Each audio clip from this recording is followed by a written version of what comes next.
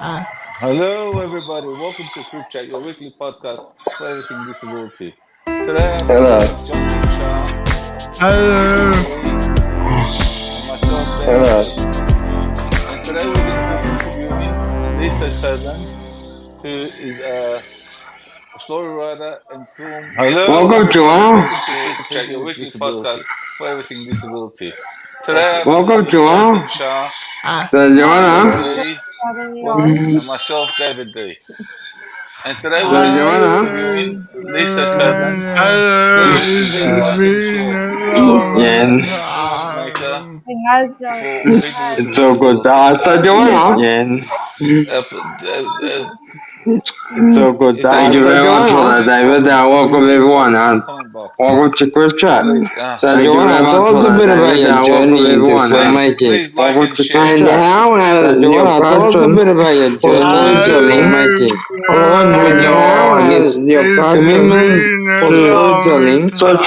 along with Everyone make any your comments. social Please write justice, it in the comment box.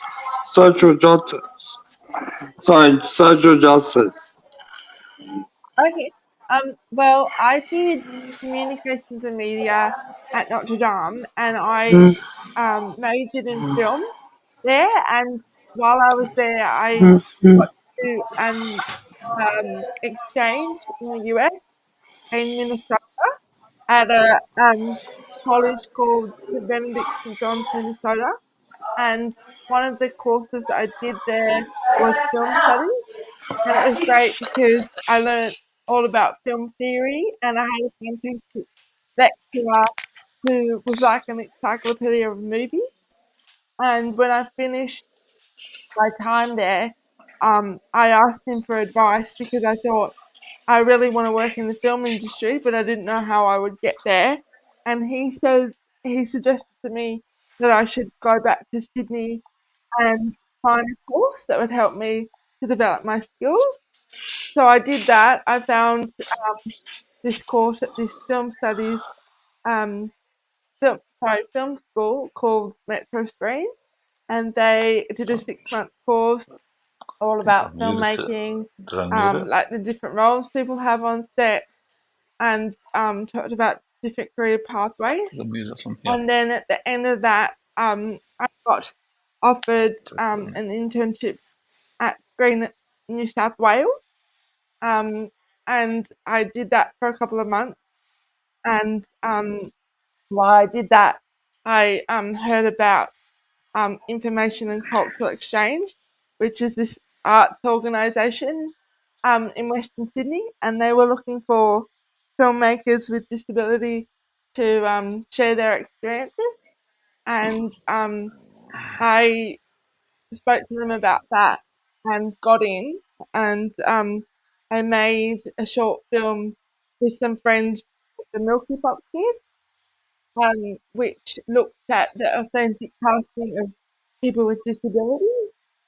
Because one of my co-writers, Emily Dash, and I were really passionate about that, having authentic stories on screen, and so that's really how it all started. And I think that it really aligns with my commitment to social justice because I'm really passionate about finding ways to talk about difficult things. Like, while it can be great to live with a disability, it can also be quite challenging. And I think filmmaking gives you a great outlet to talk about those sorts of things because it's such a personal medium. Yeah. Yeah. Interesting.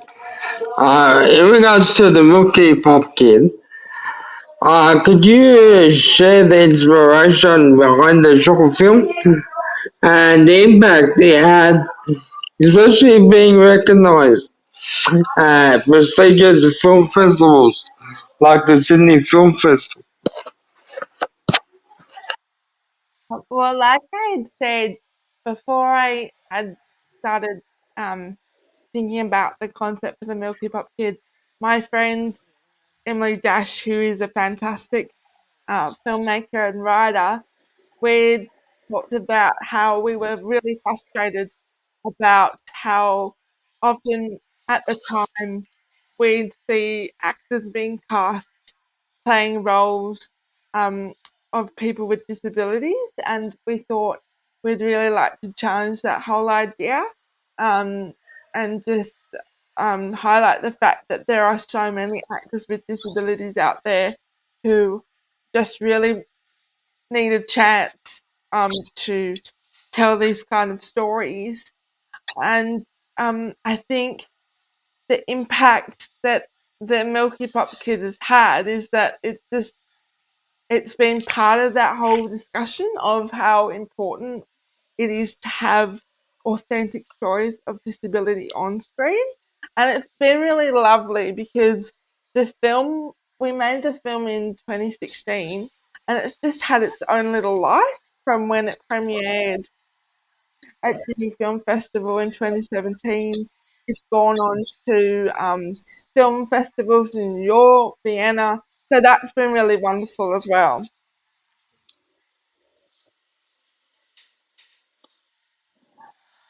Yep. Not going to be long. 2 minutes.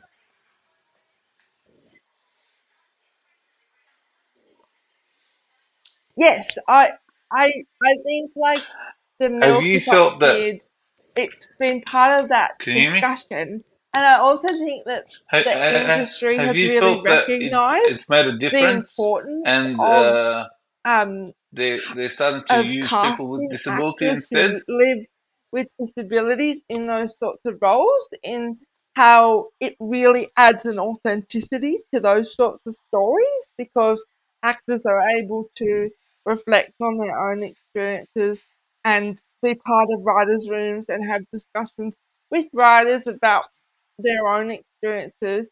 And then it really challenges the negative perceptions that sometimes people with disabilities face.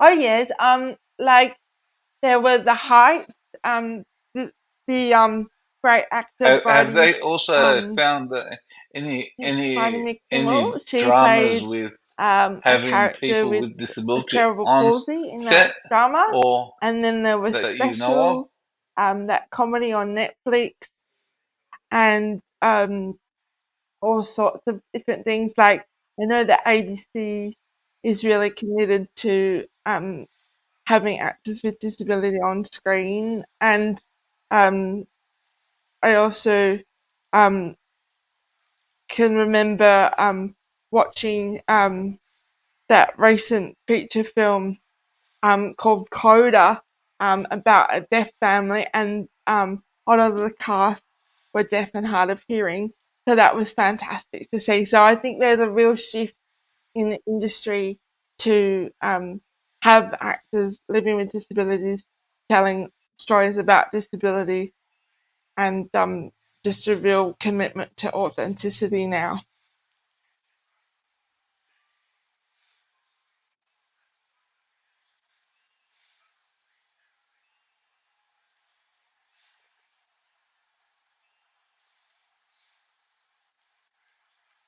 Yes, I do. I really do. Like, it was really Do you believe fantastic. it actually I it really gives made authenticity when you really a got short someone film with a with some disability friends of mine called acting Rocky and Me the for ABC Kids, the and we their own role? cast this fantastic.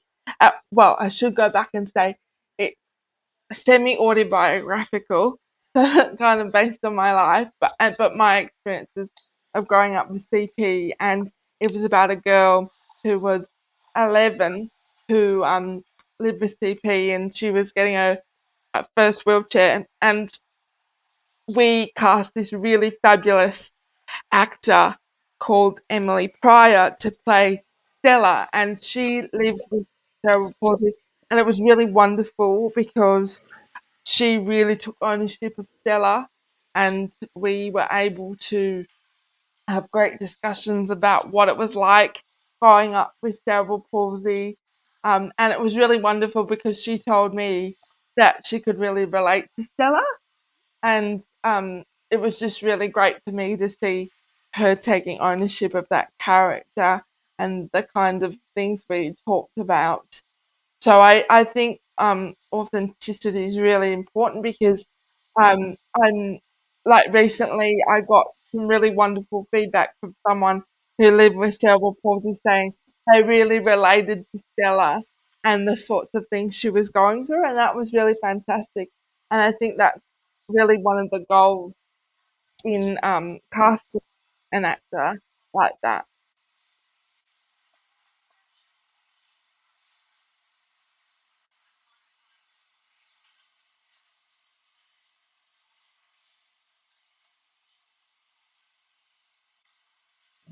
Other people with disabilities, I believe, See, know how to distinguish I, whether that person believe if really you've has that got someone disability or playing not. the real Yeah, role exactly, that has exactly. the real Because disability, it is authenticizes it, I and see then it if really someone counts doesn't it out, know saying, what man, this person's other not really other disabled, people with disabilities, I or believe, have that know disability, how to because they distinguish don't know how whether to act it. that person really has Yeah, that disability yeah, or not. exactly. They just don't have Because Yeah, that disability it, representation, it right? authenticizes it, and Yeah. then it We really Yeah, need counts it out, disability saying, representation, This right? person's not really disabled, or have that disability, Exactly. because they don't know Sorry, how to act it. Joanne, you realize that this really advocate sorry, taken you on extraordinary adventures. You realize that this really advocate has taken you on extraordinary adventures, including having the first wheelchair competitor. How do these experiences influence your work and advocacy? How do these experiences influence Oh, that's your a work really good and question. advocacy? I think it's just made me even more aware of the kind of position we have in being an advocate in the mainstream and wanting to do more of that sort of work.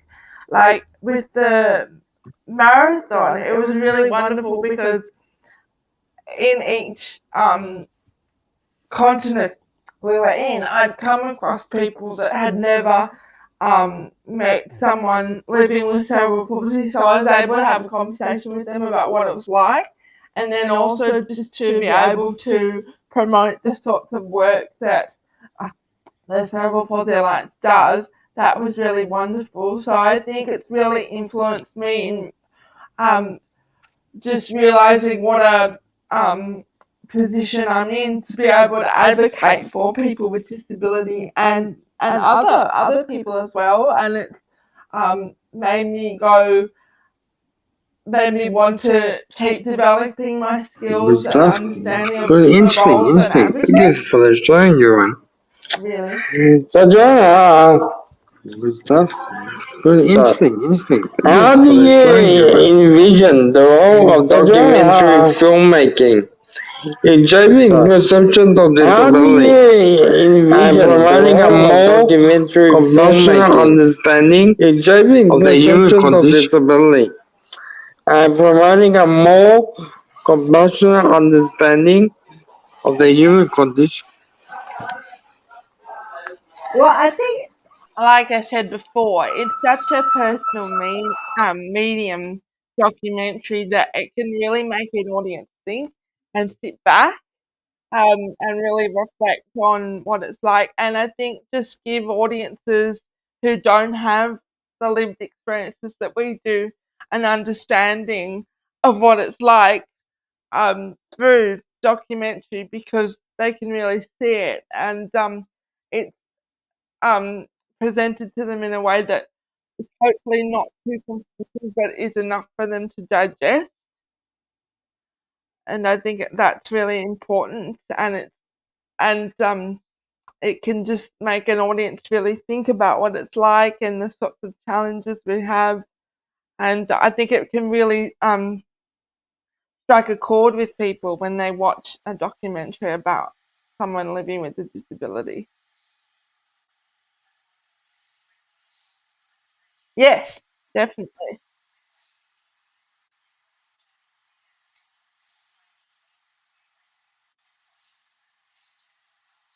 Yes, definitely. I think it's more So you reckon it's a unlike learning any curve other for medium, it others, can really cut through and to be able people's to understand perceptions and how really people with challenge them because disability live it's right and in front of them. what And challenges they come through and go yes, through. Because a lot of people think, oh, this person can't do this, this person can't do this. mm-hmm, Like, seriously, man, I'm not deaf, I'm blind. exactly. You don't have to shout at me. Yeah. And our Yeah, limitations. yeah. Thank you, Because a lot David. of people think, oh, Joanne, could you share a this person can't memorable do moment this person can't do or this. story from Like, your seriously, man, advocacy I'm journey not deaf, I'm blind. that has had a You don't have to shout at me. lasting impact on you? Well, I think again, just being able to participate in the 777 marathon, that was that still has had a lasting impact on me because I was able to travel to places that I never thought I'd be able to, like Antarctica, and also just um, being able to learn about what an impact fundraising can have on someone's life. Um, and also, it just made me think about the sorts of um, the Cerebral Palsy Alliance has had on me, and being able to promote their work and also hopefully challenge people's perceptions of what it's like to live with a disability because, before I did the 777 marathon, I had a lot of people saying to me, "Are you sure you want to do this? Like, how are you going to do this?" And so it was great for me to be able to prove to myself and to other people that I was able to do it. Yes, it was challenging, really challenging at times, but I did it. And also, I think another impact that I've had through my advocacy journey is just being given the opportunity to have different roles. Like um, I really value having the opportunity to be a director on the board of the Cerebral Palsy Alliance and the Attitude Foundation, which is another organisation like this one that really tries to um, show the incredible talent of people with disability in the media and challenge perceptions, and also just getting feedback on the films that I've made, like the Milky Pop Kid and Rockin' Me, and hearing that it really made a difference in someone's life, seeing themselves reflected on screen. So there's been quite a few different moments throughout my journey so far in advocacy. Interesting. I've got a question. Yep. I've got a question. Have you realized when people with disability act, do they pay them the same amount as someone that has no disability? Yes, I know. Well, definitely on my films, I can only speak on my films. That was very important to us, and I know that in the film industry, they are very strict on the pay standards that people with disabilities are paid the same amount. I know that it's quite an issue in the arts industry that artists aren't paid minimum wage, but I know that the So Australian industry. so so they're paid equal. Yeah. And thank you for that, Joanna. Joanna, in your view, what are the key challenges and opportunities for individuals with disabilities in the film industry, and how can these barriers be addressed? I've been thinking about this a lot in the lead up to this interview, and I think some of the challenges people with disabilities face Yeah. in the industry, it's like any other industry. It's overcoming people's negative perceptions of their ability, and things like having access to traditional pathways, traditional career pathways. Like, I thought it's really challenging for people with disabilities to be doing those entry level jobs in the industry, like a runner, where you're running around set, doing different jobs for people, and just things like um, maybe the hours can also be quite challenging. Like, you could be doing perhaps like 16-hour days, and that could be quite challenging if you're living with something like chronic fatigue.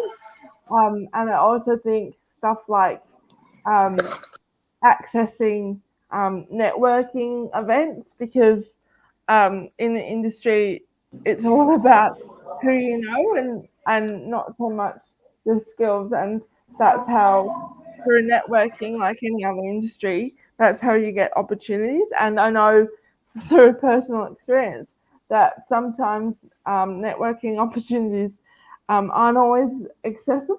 So I think um, they can be addressed just by people being open minded and aware of making things accessible, continuing to look at different pathways to support people with disabilities to get into the industry, and having those opportunities to build their skills. I also think that it's up to the person with a disability, and I know this from my own personal experience, to be proactive and just be in someone's face and go, "Hi, I'm here.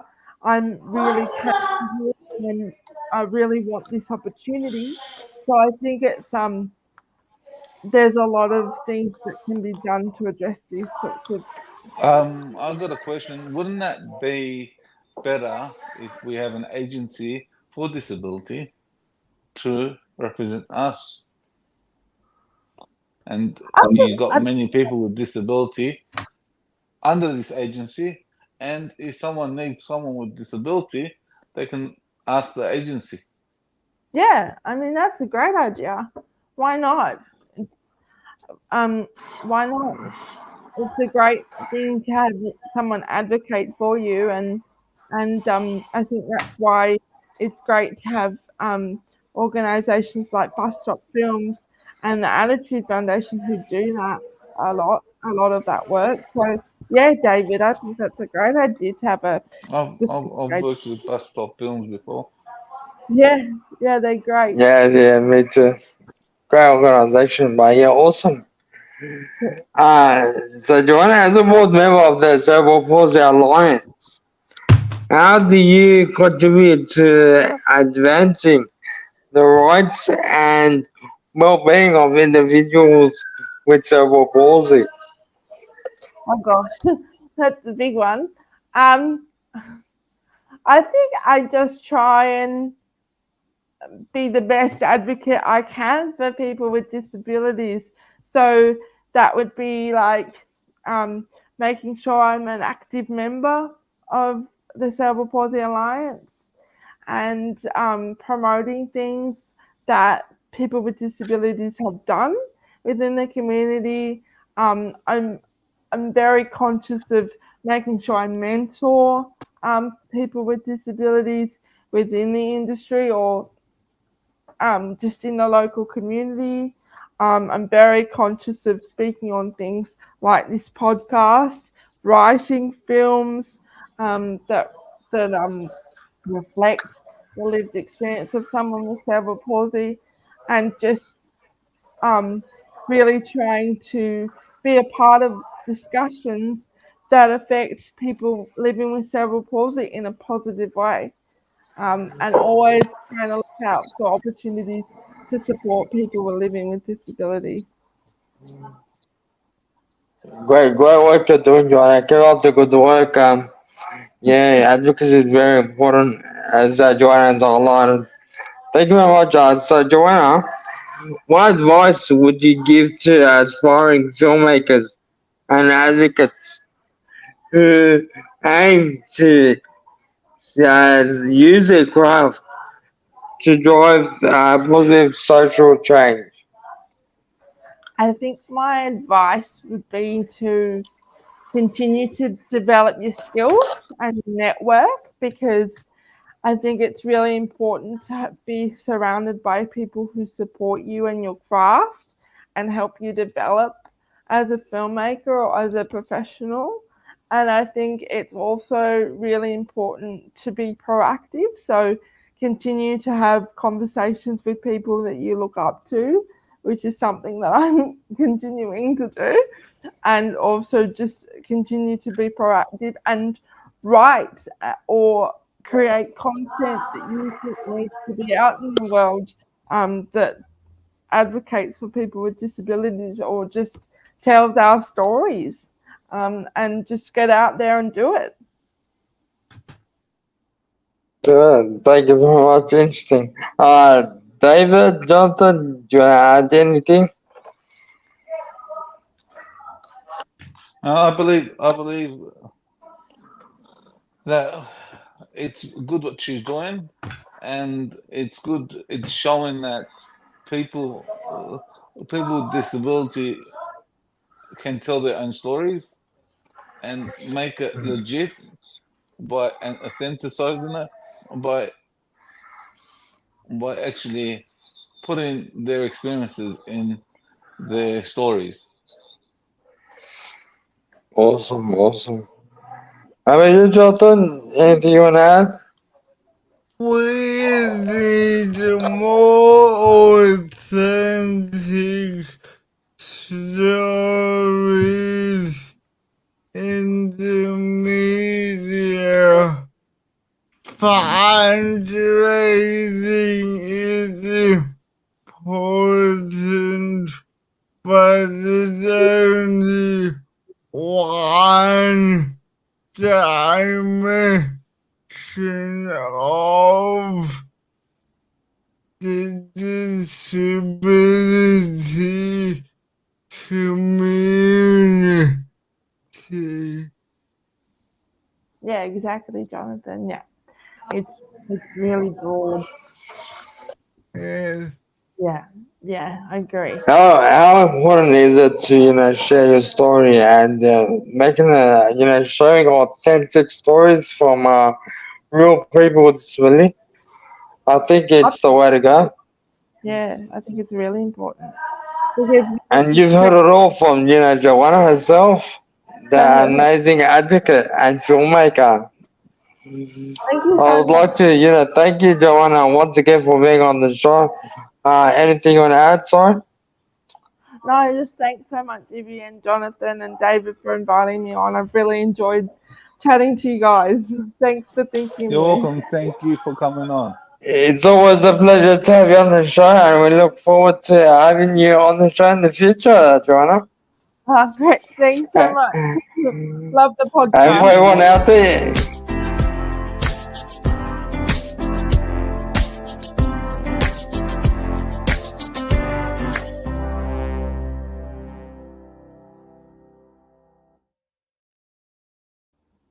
Was that? goodbye for now.